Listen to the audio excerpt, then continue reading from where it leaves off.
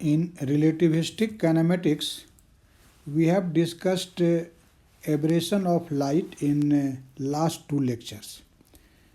In fact, today we are going to discuss a very important phenomenon which is known as Doppler effect, or you can say relativistic Doppler effect, or Doppler effect in case of light wave, on the basis of the concept which we have developed in relativistic kinematics. Actually, when you say Doppler effect in light wave, actually such Doppler effect can only be explained in terms of theory of relativity. The classical theory is valid for Doppler effect in sound wave, but Doppler effect in light wave can only be explained on the basis of relativistic kinematics. So first of all, we would like to know what is in fact Doppler effect. Doppler effect क्या है, पहले हम लोग इसको जानेंगे. In fact, to discuss or to know about the Doppler effect, let us consider that this O is an observer and this L is a source of light. And as L is a source of light, so you may say this source of light will actually produce light waves, and that light waves will spread in space. And this observer will actually observe the wave emitted by this source L. Now let us consider that v is the relative velocity between the source and the observer. And we consider that the frequency of the wave which is emitted by this light source is equal to nu naught, and you can say this is actual frequency, or you can say that this is the frequency noted by the observer with respect to which this light source L is at rest. And since with respect to this observer O, the light source is moving with a velocity v, as we have considered that v is relative velocity between this source L and observer O. So let us consider that the frequency which this observer actually receives or detects is equal to nu, and the frequency actually observed by this observer is known as apparent frequency. So I have assumed that nu is the apparent frequency. Similarly, you can say that lambda naught is the wavelength of the wave produced by this light source, and you may call it actual wavelength, and the wavelength received by this observer O is actually lambda, and so we call this lambda as apparent wavelength. Now actually there will be two situations. You can see, if we consider that there is no relative motion between the source and the observer. When you say there is no relative motion between the source and observer, it means you are assuming that v is equal to 0. In fact, it is found that when there is no relative motion between the source and the observer, then actually the frequency nu which is observed by the observer and the frequency nu naught which is actually produced by the source, both are same. It means nu is equal to nu naught. And if nu is equal to nu naught, you can say that the difference of these two frequencies, which will be nu minus nu naught, or you can say it d nu, that will be actually equal to 0. And similarly, it is also found that lambda and lambda naught are also same. It means the wavelength received by the observer and the wavelength produced by the source are actually equal. And so you can say that difference of these two wavelengths is 0. But this result is obtained when v is equal to 0, that is, there is no relative motion between the source and the observer. But if we consider that there is a relative motion between the source and the observer, it means now if we consider that v is not equal to 0. In fact, in this condition, it is seen that nu and nu naught are not same. That is, frequency observed by the observer or detected by the observer and the actual frequency produced by the source are different, not equal. So in this case, you can say that this difference nu minus nu naught, which I have denoted here by d nu, that will be not equal to 0. And similarly, the apparent wavelength lambda, that is the wavelength received by the observer, and the actual wavelength lambda naught, which is actually the wavelength of light produced by the source. These two are not in fact equal, and so their difference is also not equal to 0. So what you are seeing here, that you can say that when there is a relative motion between the source and the observer, then actually the frequency or wavelength received by the observer and the frequency and wavelength produced by the source are actually different. So due to this relative motion between the source and the observer, there is an apparent change in the frequency or wavelength. Actually, this apparent change in frequency or wavelength of light wave due to the relative motion between the source and the observer is known as Doppler effect. So what is Doppler effect? I think you have understand. This is simply the apparent change in frequency or wavelength of light wave when there is a relative motion between the source and the Doppler and the observer.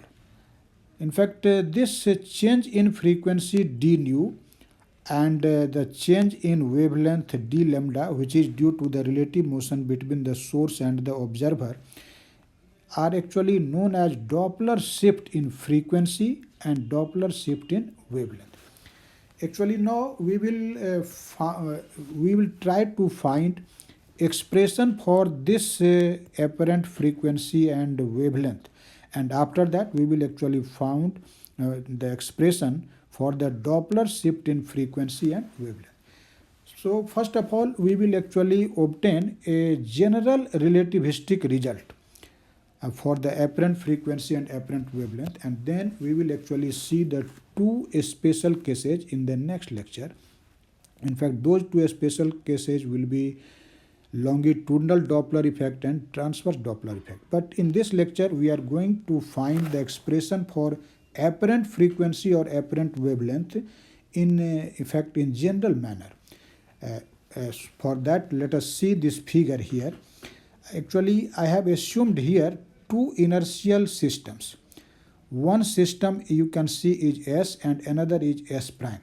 And as usual, you always consider that this system S prime is moving with a constant velocity v along the common x direction. In fact, the x-axis of both of the coordinate systems or the inertial systems are coinciding here, you can see. And we consider that there is a source of light L,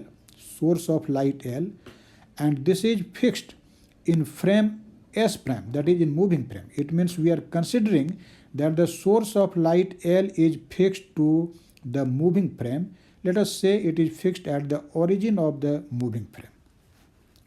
Now, the situation initially is not same as you are seeing here in this figure. Let us consider at the initial moment, both of these frames S and S prime were actually coinciding.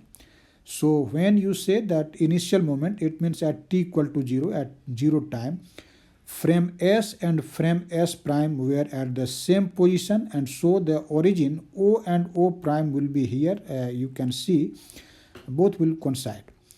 And to get the general result, in fact, we consider a third observer. In fact, you can see here that O is an observer of frame S, O prime is an observer of frame S prime, that is moving frame. But we also consider A as an observer. A is also an observer, and this observer is actually fixed in this inertial frame S, but not at the origin of this frame S, but at a distance A from the origin of this frame S. And so When we will actually measure the frequency observed by this observer A, then we will get actually the general result for apparent frequency and apparent wavelength. So we will actually try to find the frequency observed by this observer A, which is fixed in frame S, but not at the origin of this frame S. It means A is not coinciding with O, but at the initial moment, as I have told you, that both of the inertial systems S and S prime were coinciding. And now let us consider at that moment, that is at initial moment, this light source L, which is actually situated here initially at this point O, emits a light signal, and emission of that light signal is an event, and that event will be specified by the three observers. You can see the observer O prime, and observer A.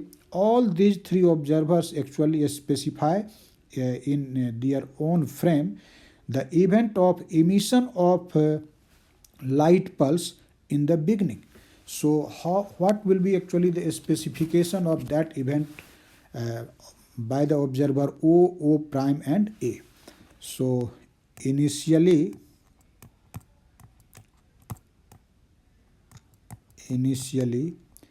S prime is coinciding. S prime is coinciding with S, and at that moment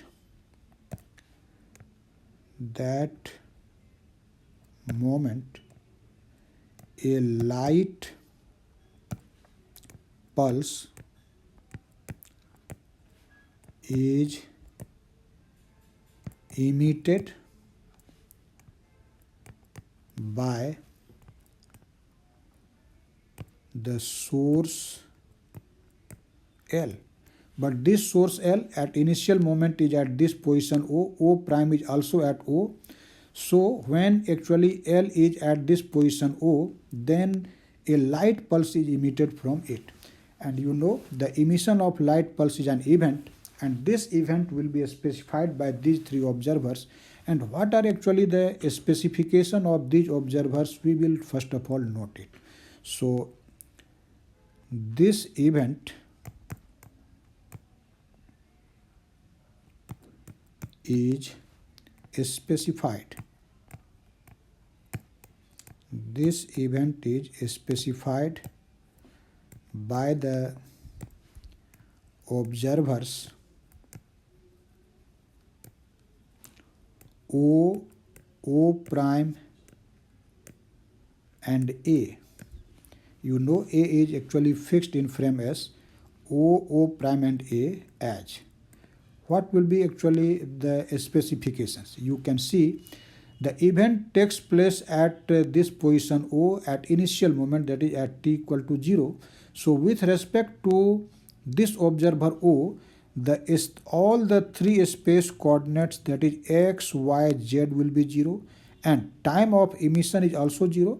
So with respect to this observer O, the event is specified as 0, 0, 0 and 0. It means x0, y0, z0 and t is also 0. And similarly, you can see since O prime is also at this position O, and it is also at rest at that moment. In the beginning, S prime is also at rest.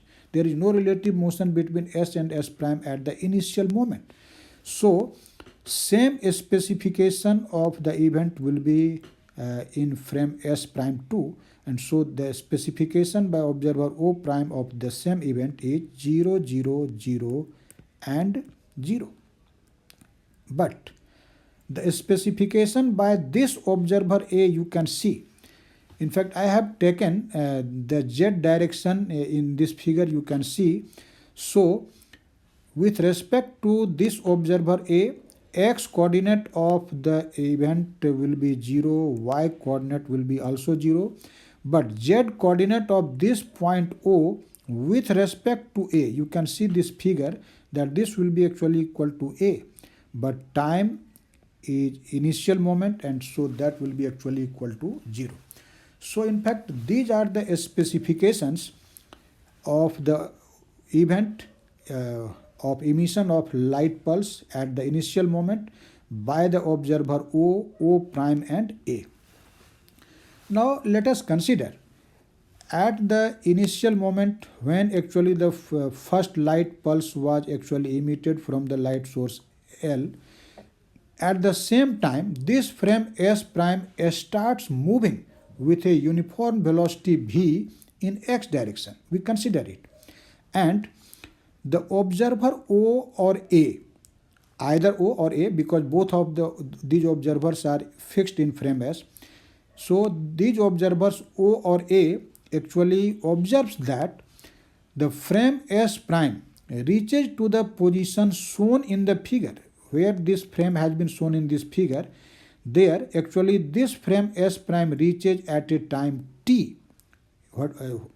This time t has been recorded by which observer? You can say by the observer O or A. So as you can see that this frame S prime is moving in x direction with a constant velocity v, and observer O finds that actually this frame takes a time t to reach its present position shown in this figure. So this displacement OO prime will be what? That will be actually equal to Vt. Velocity into time will be equal to displacement. So at t equal to 0, the system S prime starts moving with velocity v relative to S, and in frame S. When you say in frame S, it means with respect to frame S. In frame S, it is means S prime is at the position shown in the figure. Shown in the figure at t equal to t. It means this frame actually takes time t to move from this original position to this position which you are seeing in this figure, and this time t has been actually recorded by the observer O or A of frame S.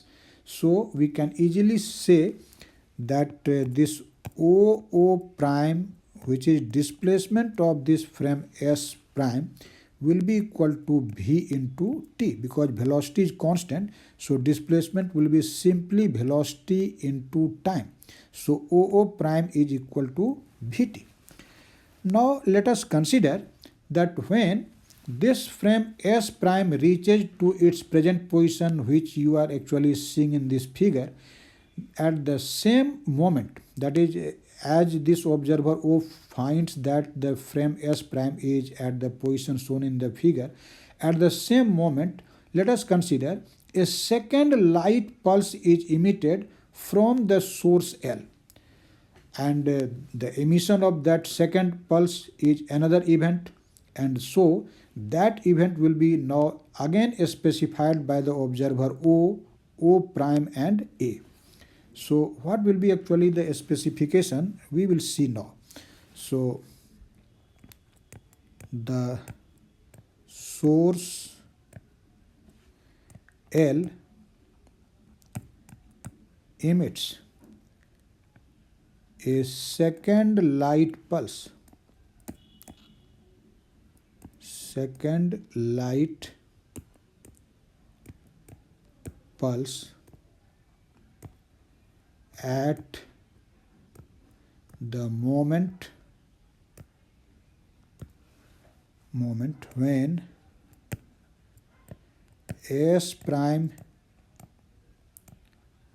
reaches to the position shown in the figure.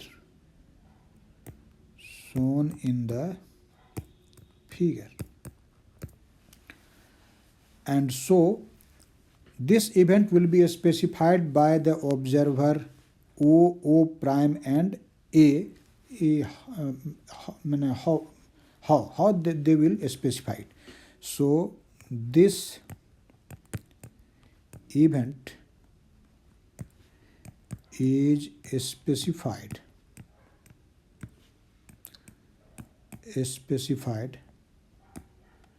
by the observers O prime and A as. You can see this specification I am noting first of all, then I will try to explain that. So x coordinate with respect to this observer O of the event will be Vt, y and z will be 0 because the place of event is situated at the x-axis, and the time at which this event takes place with respect to this observer O is actually t. So the specification of this event by observer O will be Vt00t, and when the same event will be specified by this observer O prime, what will be actually the specification? You can see, since the event takes place at the origin of frame S prime, so with respect to this frame, the x, y and z, all these three coordinates of the event will be actually 0, 0, 0. But at the time which actually this observer will note, that will be actually the actual time, or you can say proper time. So this time I have denoted here by t naught. And what will be actually the specification of this event made by observer A? You can see that this will be Vt 0 and z will be actually equal to A and time will be t, because this observer is also fixed in frame S. Now you can see this figure to know these facts. So actually event takes place here at this position O prime. So with respect to O, you can see the x coordinate of this point O prime is Vt. O prime is actually equal to Vt. Y and z will be 0. And the time of event is noted by this observer O, and that time is actually t. So with respect to this observer O, I have written that the event's specification is Vt 0, 0 and t. Again you can see, since the event takes place at the origin of this frame S prime and the light source is situated in this frame S prime, so there is no relative motion between S prime and this source of light. So as the event takes place at its origin, so all the three x, y and z components of the event with respect to S prime will be 0. So that will be 0, 0 and 0. But the time of emission of that light pulse observed by this observer O prime will be actually proper time, and I have denoted that proper time by the symbol t naught. So these are actually the specification made by the observer O prime of that event. Now you can see the specification made by observer A. With respect to this observer A, the x coordinate of this point O prime will be equal to what? Actually this will be equal to Vt.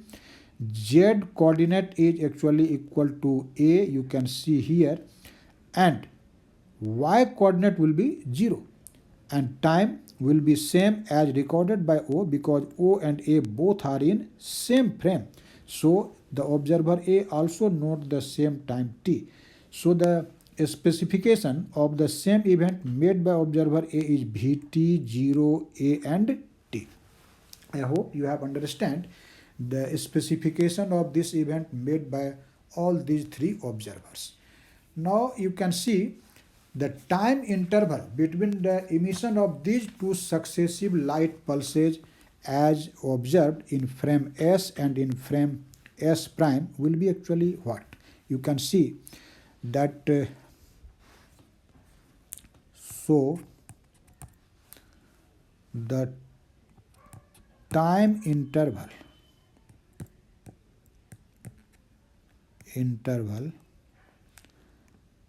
between emission of two light pulses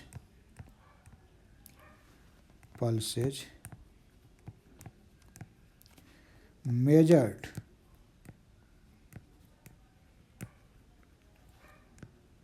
in frame S and S prime will be equal to what? So you can see in S, what will be actually this time interval? You can see that the first event takes place at t equal to 0 in frame S, and the second pulse actually emitted at a time t in frame S. So interval will be actually t minus 0, and that is equal to t.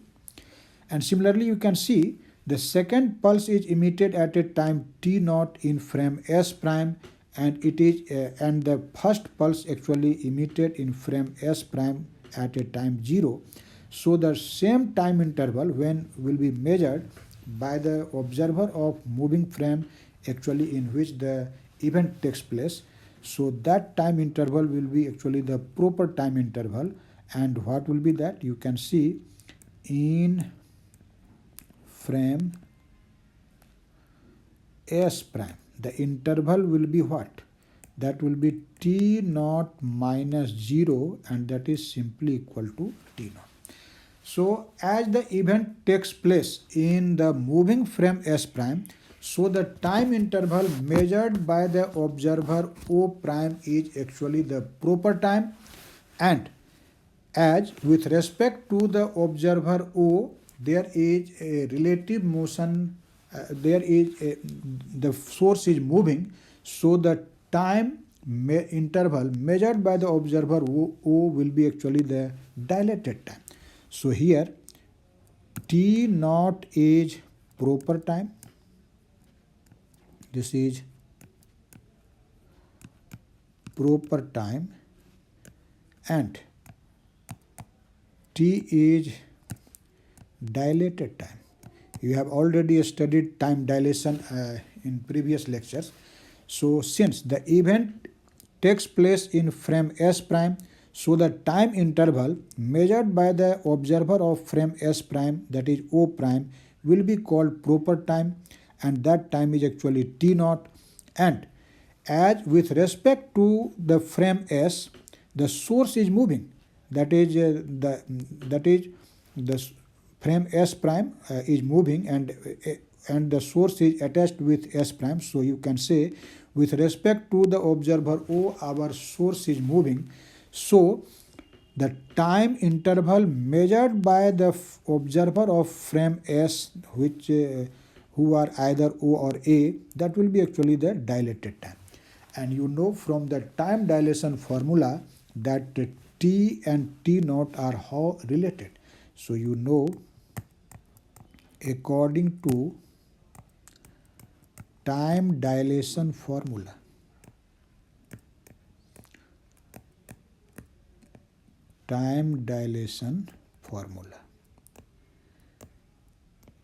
we know that dilated time is equal to the proper time over root over 1 minus v square over c square.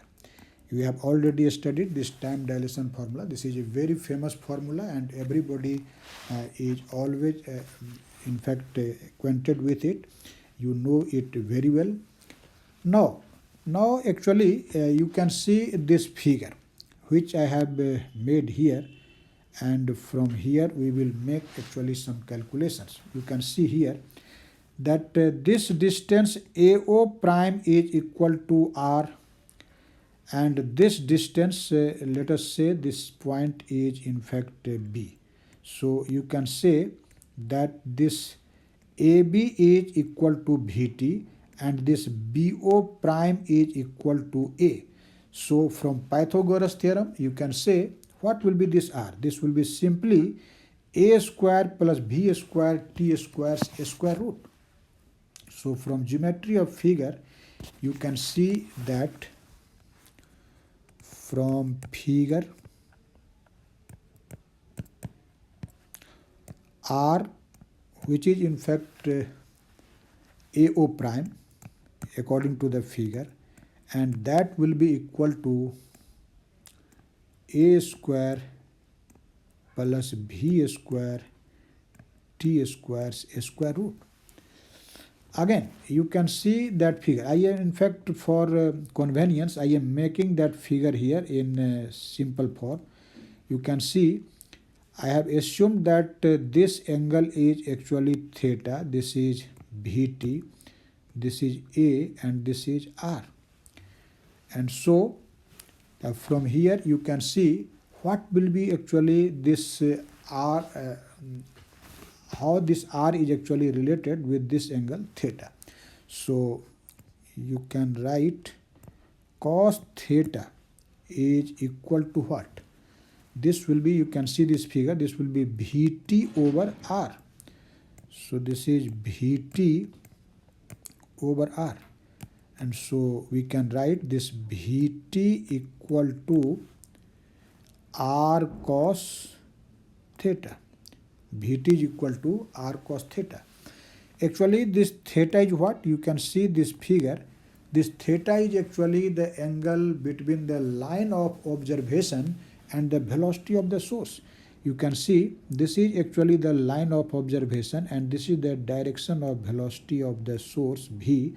And if this angle is theta, this will be also theta. So you can say this theta is what? This is angle between the line of observation. Actually this is A, this is O prime. So AO prime is actually the line of observation, and this line of observation makes an angle theta with the direction of velocity of the source. So theta is angle between the line of observation,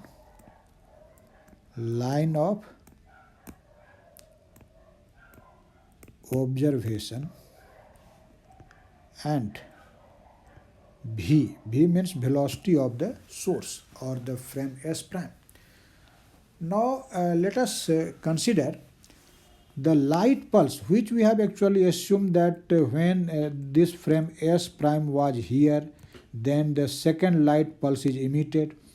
Now actually this light pulse, which is emitted at this position O prime, will take some time to reach this observer A.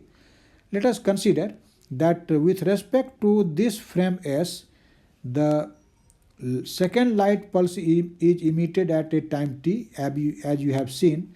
Now we consider that the second light pulse, which is actually emitted at time t with respect to frame S, reaches to this observer A at a time capital T. It means the second pulse is received by this observer A at a time capital T.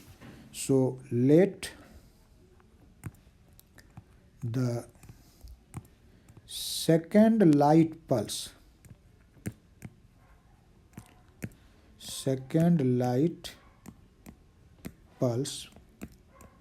is received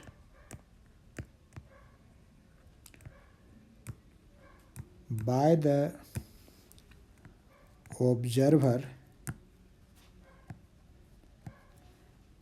A at time capital T. We consider it. Now, as you can see, with respect to this observer A, second light pulse is produced at a time small t and it reaches to the observer at a time capital T. So what is? actually the time taken by this light pulse in traveling from O prime to A prime, O prime to A, that is to the observer A. You can easily say that will be simply t minus t, capital T minus small t. So we can say that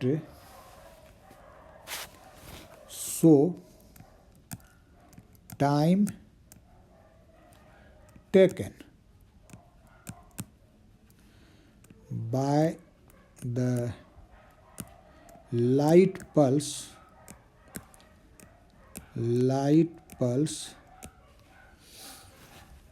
to reach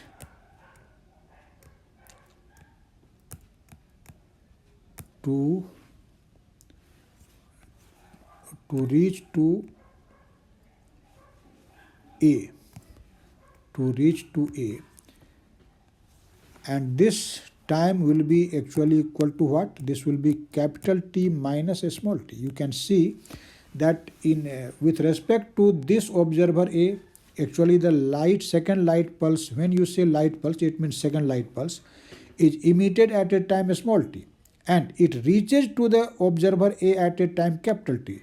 So what time actually this light pulse takes from moving this position O prime to A, you can say, since it is produced at a small t time and reaches to A at capital T time, so time taken by this light pulse in traveling from O prime to A will be simply t minus t. And as you know, the speed of light in accordance with the second postulate of special relativity is same in all frames. So with respect to the inertial frame S, speed of light will be c, and if this light is traveling with a speed c and it takes a time t minus t in reaching reaching to the point A from O prime, then actually what will be this distance r? You know, this distance can be found simply by multiplying the speed of light with the time interval t minus t. So therefore we can say that this r, which is distance covered by the light pulse in time capital T minus small t, so that will be actually equal to c into t minus t. It is obvious. This is a very simple fact. You can see. Now you have seen earlier that this r is actually equal to this much. You can see here. So we can equate these two values of r, and so we may write that this c into t minus t is equal to what? A square plus b square t square, square root. If we take actually the square, then a square root of RHS will actually cancel, and here will be c square and t minus t whole square. So I have just squared both sides of that equation. Now to get the relation between actually the time interval or measured in the two frames, we will actually take the differential of this equation. So taking differential, you can see taking differential. When you will take differential, what will be the result? You can see c square is a constant, so we take it at each, and we will take the differential of t minus t whole square. What will be that? First of all, this will be 2t minus t according to the formula x to the power n का dc होता है n x to the power n minus 1, and so this will be 2t minus t, and then we will take the dc of this much, so this will be dt minus dt, and that will be equal to, now in RHS you can see this a square is constant, so its differential will be 0. Again this b square is also constant, so take it at each, b square, and differential of this t square will be 2t dt.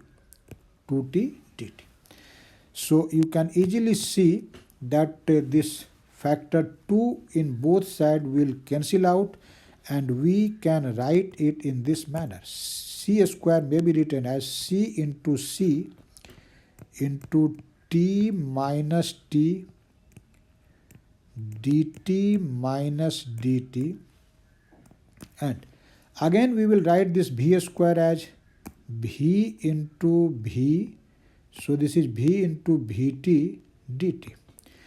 But see that what is this C into T minus T? You can see this C into T minus T is simply R. So you may write this is C into R into dt minus dt, and that equal to, again you can see what is this Vt. I have just calculated here that this Vt is equal to R cos theta. So you may substitute here instead of Vt R cos theta, and so this is R cos theta dt. So now you can see R is a common factor in LHS and RHS, so both will cancel out, and our result will be actually equal to dt minus dt equal to V over C cos theta dt. Now take this dt in minus dt in LHS in RHS, and when it will be in RHS the sign will become plus, and so what will be our result you can see easily. So you can see that this dt will be equal to dt into 1 plus V over C cos theta, V over C cos theta. And let us say this is equation number 2. Now you can see the equation number 1 where actually I have written the result from the time dilation formula. This is actually the relation between T and this T naught. T naught is proper time interval and T is actually the dilated time interval. So from that time dilation formula you can see that from 1 we have T equal to T naught over 1 minus V square by C square's square root. And from here you can easily see if we will take the differential, this will be dt equal to dt naught over 1 minus V square over C square. Why? Because you know this factor is actually a constant, so this remains same, and we take the differential of T and T naught. So now let us substitute this value of dt here. Dt which we have obtained here, we will substitute this value of dt in this equation 2, and so you can find that this dt is equal to what? This will be dt naught into 1 plus V over C cos theta and over root over 1 minus V square by C square. You can see here. Let us say this is equation 3. Now one thing is very remarkable and a very important fact to understand, that this is actually the time interval of an event measured by the observer situated in the stationary frame S, and this is the corresponding time interval measured by the moving observer in which actually the event takes place. So we can actually consider these time intervals may have any value. So for simplicity we consider that this time interval actually corresponds the time period of the light wave. So since this dt, where t is capital T, is measured by the observer of frame S, so this will be actually the time period measured by the observer A, which is situated in frame S, of light, and this will be the corresponding time period of light as measured by the observer O prime in which the event takes place. So if you consider that dt naught equal to time period of light wave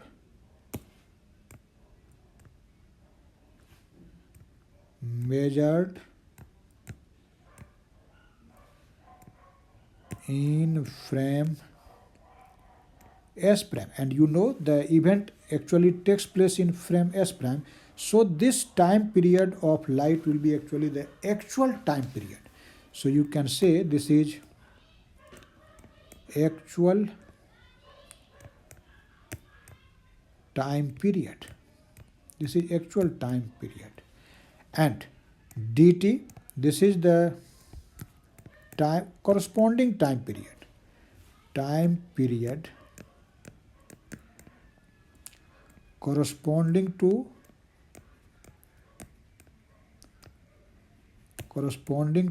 this dt naught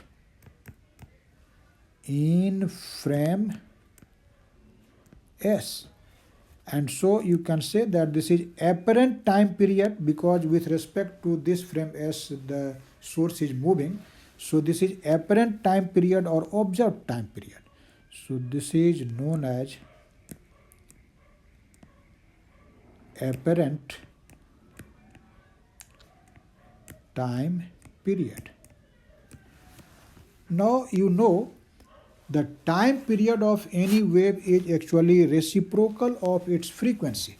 So if we consider, if nu naught and nu be the actual frequency and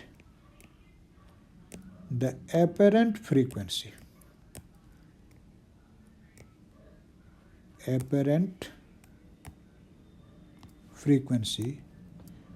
of light wave.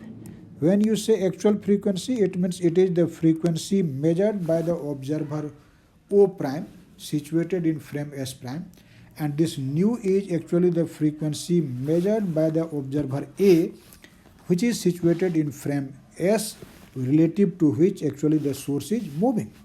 So this is actual frequency, this is apparent frequency, and we have assumed that this dt naught is actually the actual time period and dt is the apparent time period.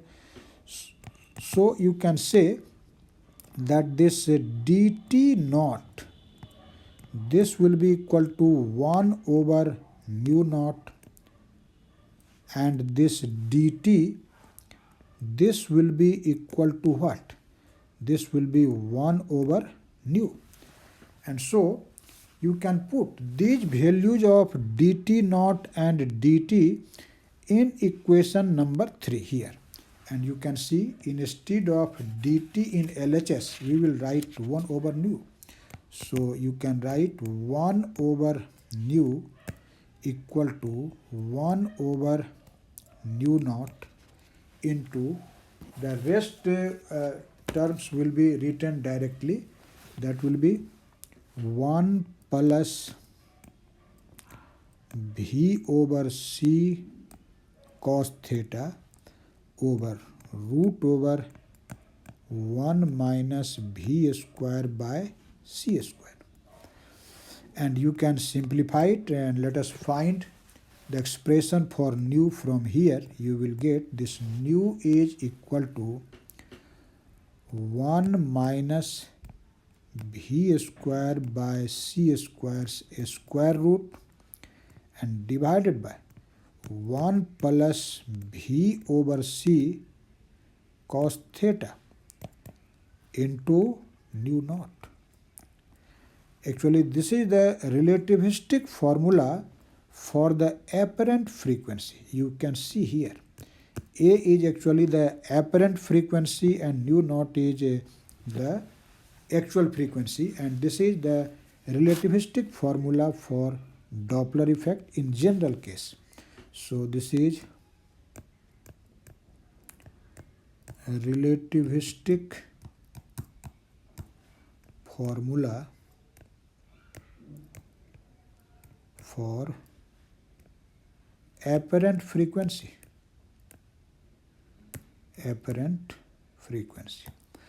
Now we can actually find the expression for the apparent wavelength.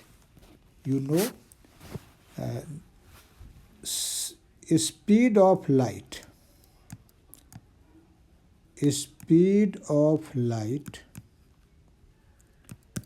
c in any frame, either in S or in S prime. You know this speed is same in accordance with the second postulate of special relativity. So in frame S we will write c equal to nu into lambda, and in frame S prime what we will write? We will write nu naught into lambda. You have definitely studied c equal to nu lambda. So c in fact in both of the frames are same, but nu is different, lambda is different, but this product will be actually same. So here actually lambda naught is what? Lambda naught is actual wavelength, and lambda is apparent wavelength. And therefore from here you can see that this nu will be equal to c over lambda, and nu naught will be equal to what? This will be c over lambda naught. So in the expression for the apparent frequency, which I have defined here in equation A, we will now substitute. Instead of nu we will write c by lambda, instead of nu naught we will write c by lambda naught. So you can see that this equation A can be written as c over lambda equal to root over 1 minus v square by c square over 1 plus v by c cos theta, and instead of nu naught we will write c by lambda naught. So now you can see this c and c will cancel out, and from here we will get lambda equal to 1 plus v over c cos theta over root over 1 minus v square by c square times lambda naught. So this is actually the expression for the apparent wavelength. Lambda is, you know, apparent wavelength, and lambda naught is the actual wavelength. So this is also the relativistic formula for apparent wavelength. This is a relativistic formula for apparent wavelength. Now you can see from the results obtained in equation A and equation B that if there is no relative motion, if we consider that there is no relative motion between the source and the observer, then v will be equal to 0. When you say v is 0, this is actually the relative velocity between the source and the observer A. And if we consider that this v is 0, then you can see from A and B what we will see. You can check it. See here, if v is equal to 0, in numerator there will be 1 here, and in denominator this will be again 1 because this v is 0. So nu will be simply equal to nu naught. And similarly you can see from here, since v is 0, So in numerator the number will be 1 and denominator will be also 1, and so this lambda will be simply equal to lambda naught. And so it is obvious that when there is no relative motion between the source and the observer, then from these equations A and B, we find that nu is equal to nu naught and lambda is equal to lambda naught.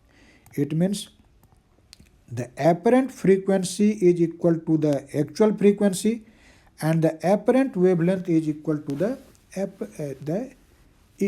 actual wavelength. It means this implies no Doppler effect. No Doppler effect. No Doppler effect. When there will be no relative motion between the source and the observer, there will be no apparent change in frequency or wavelength, and so we say that there is no Doppler effect. But if we consider that there is a relative motion between the source and the observer, then what will happen? It means we are considering that V is not equal to 0. And if V is not equal to 0, then you can easily see from these equations A and B that nu is not equal to nu naught and lambda is not equal to lambda naught. So in this condition, the frequency produced by the source and the frequency observed by the observer are not same. And similarly, the wavelength produced by the source and the wavelength observed by the observer are not same.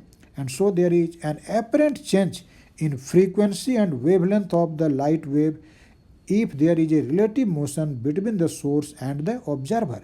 And this is Doppler effect. So this implies Doppler effect. This is Doppler effect.